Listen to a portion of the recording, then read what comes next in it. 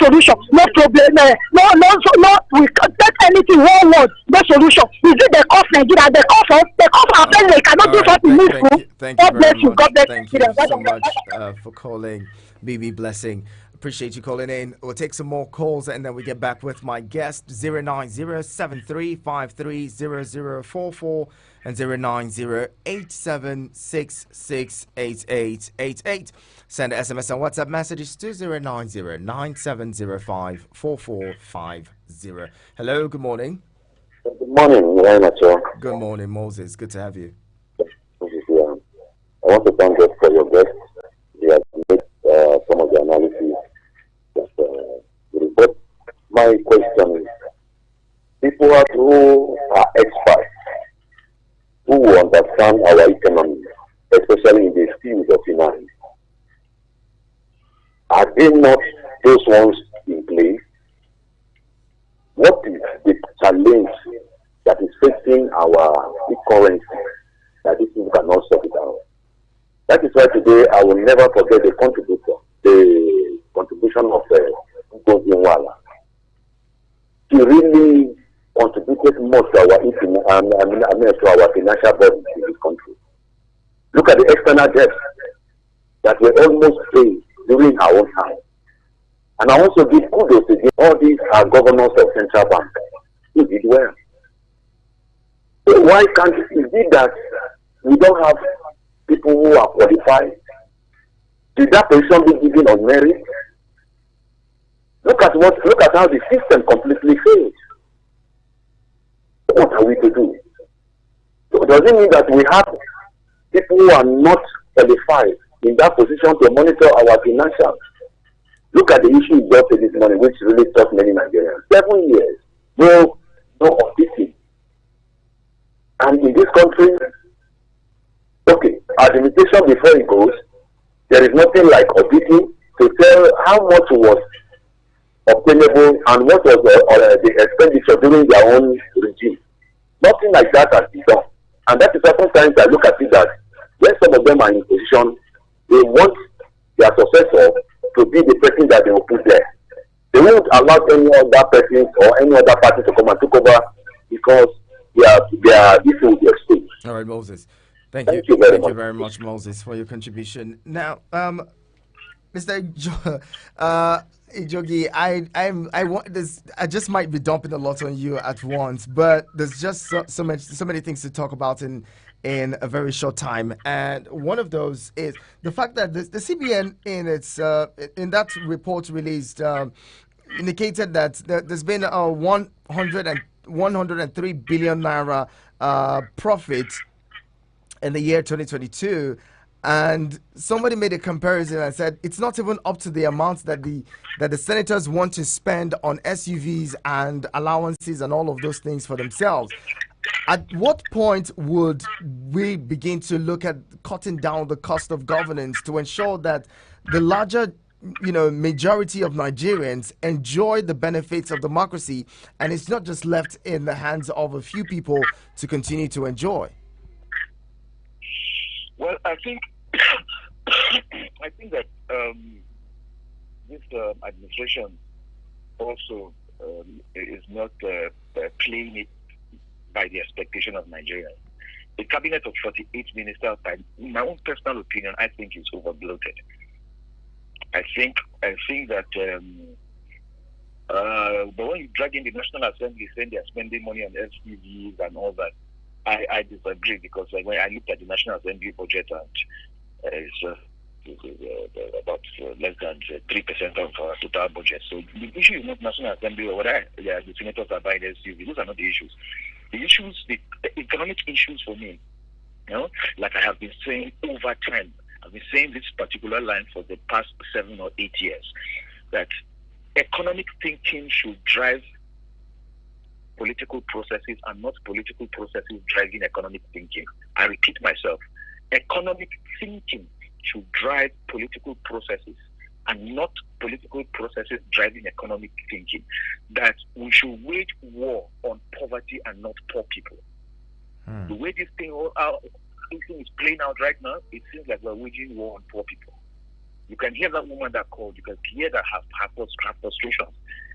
The economic reality that Nigerians are going through cannot be overemphasized. It is bad. It is really, really, really bad. So having an over-bloated cabinet does not tell for good politics. That's just my own simple opinion. You can cut down the number of ministries to reduce overheads and all of that. Not everybody has to be minister of the Federal Republic. You don't have to compensate for your political allies or cronies. I think that we should begin to be more. It's even good political posturing to say that you are reducing the cost of governance by making the cabinet leaner. It's even good political rhetoric for the administration. But anyway, they have chosen to go down this route. I think that we should now focus on the real issues, the task at hand, which is to rescue the Nigerian economy. How are you going to get more revenues for government? Ask me, I will say we should start thinking about things like talking about things like increasing the number of crude that we produce a day. First, we haven't been able to even meet our target of 2 million barrels per day. I'm thinking that for our population size and our resource-based proven reserve, just like Saudi Arabia produces 10 million barrels per day, Nigeria should produce at least 5 million barrels per day. These are the kind of conversation I think that we should be having. How to increase government revenues.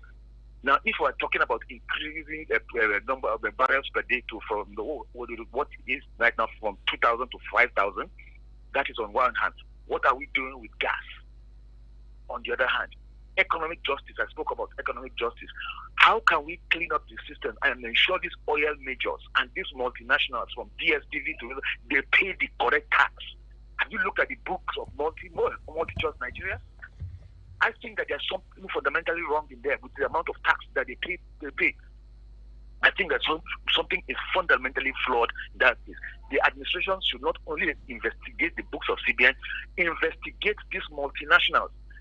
Are they remitting the correct amount to the federal port? Now, economic justice, these are the kind of conversations that we should have. Now, and we need to have them as quickly as possible. Speaking more on, the crude oil production, oil theft has been a thing. Some people say, look, if we want to better the economy and also make sure that PMS is cheaper for Nigerians, which in turn drive down inflation, that we should fix the refineries. But some economists say, look, getting refineries functional in Nigeria would not drive down the cost of PMS. What is your submission to that? Well, it depends. Actually, depends on the kind of module that you are running, because it is not. But of course, having our own refined crude may not bring down the cost of crude. It may, but we don't know. If you refine this product in Nigeria, that means you don't have to denominate it in dollars. So it might just even bring it down. I don't know. I cannot be categorical on this, but I tell you that it is better that we control our own production forces than to be dependent on importation from another country. I think that it is better. It makes more economic sense that you do your own production in Nigeria. Then you can now determine, because you have the capacity to fix the price. Then secondly, when we talk about fixing our refineries and having modular refineries and all of that, those are the kind of conversation I think that we need to be having, or we need to be engaging in, and ensure that these kind of things come upstream. Or you talk about how the government has invested over about $3 billion in Dangote refinery. When is it coming on stream? I need the new incoming finance minister and coordinator of the economy or something like that. I need the new finance minister to start speaking on how they are going to sell Nigeria's crude to Dangote in the Nigerian naira. How the excess that Dangote, when it's fully operational, because it's going to produce over 70 million liters a day. I think our local consumption is no more than 40 million liters. The excess should be sold in naira. Now, these are the kind of rhetoric that I am talking about.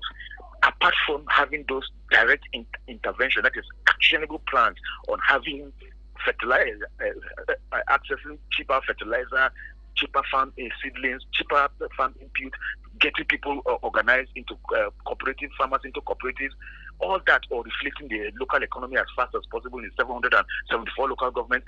Now you need certain kinds of rhetorics, like backing the naira with gold, like selling Dangote refinery with Nigeria's crude in naira. The excess Dangote should sell in naira. Neighboring African countries like Togo, Benin, Cameroon, that hitherto smuggled Nigerian crude, Nigerian PMS used to go to these areas. We are going to open our borders because we cannot man the over 1,700 entry points that we have in this country. It is physically impossible to man all those areas. And even besides, those imaginary borders. You have families in Abong village in Taraba that drink Cameroonian Coke or Cameroonian soft drinks. The ones that you have in Katsina, families in Niger have cousins in Katsina. So, I mean, we're talking about a global world. Kenya is saying that if you're an African country, in the next couple of months, you don't need visa coming to Kenya. What is Nigeria saying? As the leader, as the biggest economy in Africa, we should drive this pan-African thing. What are we doing with African Continental Free Trade Agreement? So these are the kind of issues that the conversations we need to be having, not the one Niger, not a Mefele stole money. Those conversations can go on, but we need to have the real serious one on how to grow the economy, on how to do specific things, on the economic outlook, that this is the fiscal policies, that the monetary policies, this is what the administration is going to do down in the next 2 years.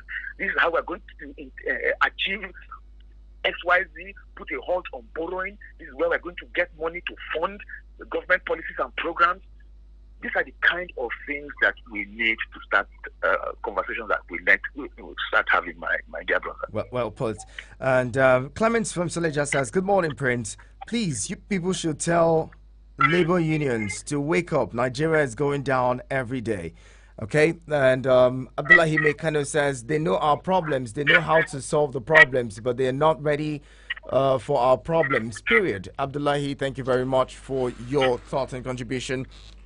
Udokama is also here. Udokama, let's hear you quickly. Good morning once again. Good morning. My greeting to your guests. I want to ask a question. Sometimes in the past regime, there was this news that the Nigeria government and Chinese have signed an agreement that Nigeria can actually travel to China and board goods with Naira, and it will be accepted. And that time, some of us, the businessmen, rejoiced because we are thinking that it's going to beat dollar and it's going to make things come down. But since after then, I have not seen that being implemented. People say travel to China and convert Naira to dollar, sourcing for dollar, and dollar have taken over everything. Now, if you watch what those things we buy from outside country, they are not being produced within Africa region. Let me use the phone for instance. Udokam, I think we get your point on this, and it would be time for me to say, just looking at the time now, our clock is in the ceiling. I'd love to say a big thank you to you, Mr. Adakole Ijogi, a political economist. Thank you so much for being a part of the conversation this morning. Your thoughts are, priceless. We really appreciate them this morning. Thank you for having me.